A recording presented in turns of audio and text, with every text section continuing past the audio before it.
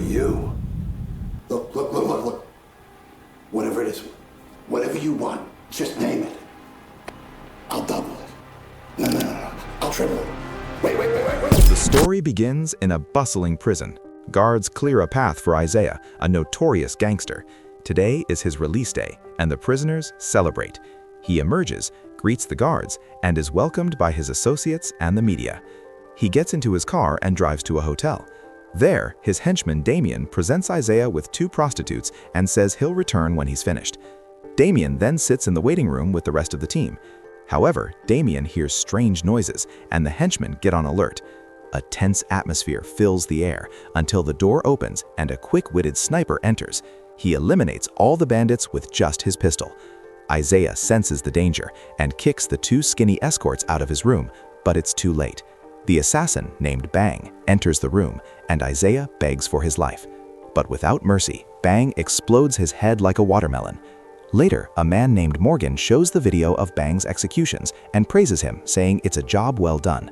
Morgan is also a mobster, and when Bang himself arrives, he orders his son Tony to pay for the services.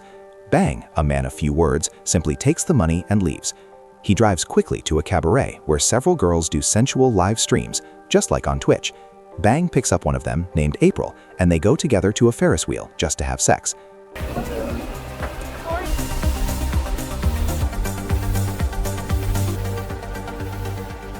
The next day, Bang wakes up alone. He does his routine and has a pretty cool flight simulator at home, but the doorbell rings. Bang grabs his gun, but it's just Morgan. He came with some henchmen saying they were going to celebrate Jack's wedding. Jack starts explaining how he's going to get married until Morgan hits him in the back of the neck with a bottle and then executes him. Morgan explains that Jack wanted to get married and retire, but in crime, there's no retirement. I don't know about you, but if someone killed a guy on my carpet, I'd be angry.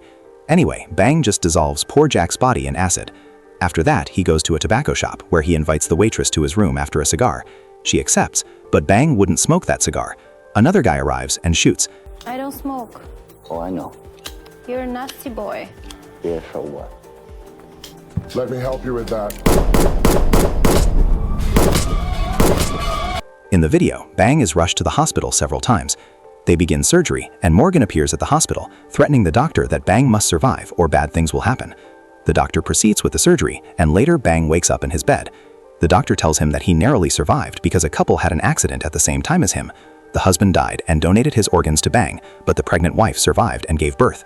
Bang says he wants to know their names, but the doctor says that information is restricted. Later, Bang observes the baby in the maternity ward. During the night, the deceased's wife has a nightmare and screams her husband's name. A few days pass, and Bang is much better and is discharged from the hospital. Morgan goes to pick him up, and when they arrive at their destination, Bang is surprised by a surprise welcome party. However, the party is macabre because Morgan shows him the severed head of the man who shot Bang, whom Morgan refers to as a dicksucker. He gives Bang a baseball bat to blow the unfortunate man's head off, but Bang refuses, saying that this joke was too much even for him. The guests are having a good time. Morgan calls Bang for a chat and shows him a new target. Bang accepts the job and leaves. Bang arrives home, takes a shot of vodka, and leaves a note on the table with Gwen Delage's name and phone number. Then he takes a shower, goes to bed somewhat pensive, and makes a call. The next day at the hospital, the donor's wife is shocked to learn that all her days at the hospital have already been paid for by someone. Soon after, Bang receives a message from Morgan's team and goes to meet him. Upon arriving, Morgan gives him a beautiful speech about work and talent, and says, if my father had given me this speech, I wouldn't be unemployed today. You can go to the mountaintop and pray all you want, but right here in the physical world, in the marketplace, there's only one thing brings a man out of his darkest hour. And it ain't alcohol, drugs, cigarettes, or sex. It's work. Bang understands the message and prepares his weapons for the killing. He also takes a sum of money, but the job is quick, and Bang blows the target's head off. Oh, God. Bang, come on, you don't have to do this, man. Later, Morgan congratulates him on the job, and Bang says he has a date. Morgan gives him the money, and Bang leaves in his car. He arrives at a large abandoned area and hands the money to a man. The man congratulates him, saying that it's all his. Now, Bang enters what looks like an old commercial building. He observes carefully and returns home, where a beautiful Latina escort, April, awaits him. But this time, Bang declines her services. He enters, becomes somewhat reflective, and leaves in his car. From a distance, he observes Gwen, the widow, as she puts her son in the car. He then follows her to the market, and at a certain point, they meet. Gwen remembers him from the hospital and thanks him for paying her bill. Bang introduces himself as William Bang, and as he's leaving, Gwen invites him for a walk in the park. In the park, he tells her a bunch of lies, saying he's an antique dealer and needed the transplant due to chronic health problems. Before saying goodbye, Gwen asks Bang to take good care of her husband's heart. The next morning, Bang meets with Morgan, who gives him another job. Bang accepts, but something has changed in him. He reflects a lot in his car, but decides to go ahead. He kills the target, then another, and another. But Tony, Morgan's son, notices that Bang is acting strangely. Bang disguises it well with jokes for Tony. Hours later, Tony sees a strange man. Leaving his building, he enters calling for his girlfriend, but discovers she is fine and taking a shower. He asks her questions, which makes her nervous. Tony then kills her for cheating on him. Hours later, Bang is called to a meeting with Morgan and Tony. There, Morgan says that Momo was the one who stole Tony's girlfriend, and therefore Bang must get rid of him. Bang agrees. That night, Momo feels a chill, but it's too late, he's already dead. Later, Bang plays in the lake with Gwen, and he's getting closer to her. She invites him to lunch, and Bang accepts. But while they were playing in the lake, April watched from afar and started filming. Later, during lunch, Gwen asks if the transplant site still hurts, but Bang denies it. As soon as he leaves, he goes to return April's clothes that were at her house. She, being possessive, says she already knows everything, that Bang is sleeping with the baby's whore. A few hours later, April meets with Tony and shows him what she found among the things Bang returned, a poster for a place called Venice. Tony is curious. He doesn't know what it is, but when he gets there, he finds all the victims Bang supposedly killed in an abandoned warehouse.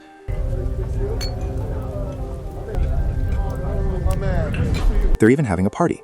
One of them sees Tony through the window, and Tony takes pictures and runs away, managing to escape. One of the people calls Bang, saying there's a problem. Tony runs to his father and shows him the photo, saying that Bang hid the victims and didn't kill anyone. His father is stunned, and then we see how Bang faked all the murders.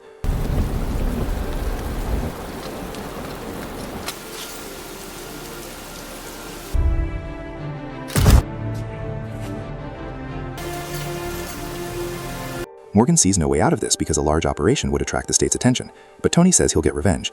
Bang then goes to Gwen's house, tells her she has to disappear for a while, and gives her $50,000. She asks what will happen, but he doesn't answer. Bang goes to his house and starts preparing his weapons until he realizes several bandits are invading his house. He activates a sleeping gas defense and leaves with a mask, eliminating the bandits.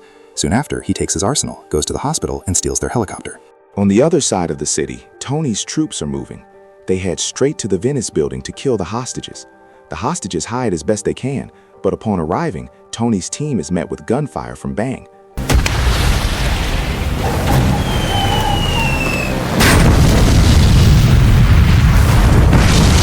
The hostages also begin shooting at them, but Tony has a larger team and manages to penetrate the building. Meanwhile, Morgan is watching everything on his tablet. The shootout is intense, but little by little, Tony's team is surrounded by Bang, and Tony is hit. Before dying, he apologizes to his father for being a reckless idiot. Then, Bang shoots him in the head. Johnny.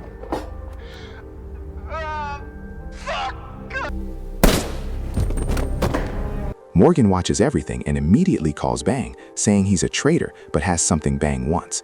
At that moment, he shows him Gwen and her baby, who were kidnapped by Morgan. Bang says he'll negotiate with Morgan, and they agree to meet. Morgan hurries and puts Gwen in the car, but Bang's team is faster. They arrive and the shootout begins. Morgan calls in all his men. Bang's men, after some difficulty, enter Morgan's mansion, where Momo begins a fight to the death with one of Morgan's henchmen.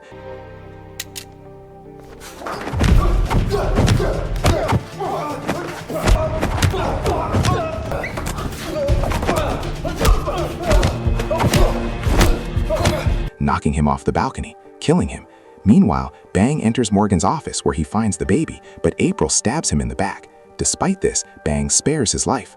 Morgan then appears saying he's going to rip Bang's heart out, but he gets shot in the heart. Bang recovers the baby, and Gwen is freed by the allies. She runs to her baby, who is in Bang's arms. They are safe.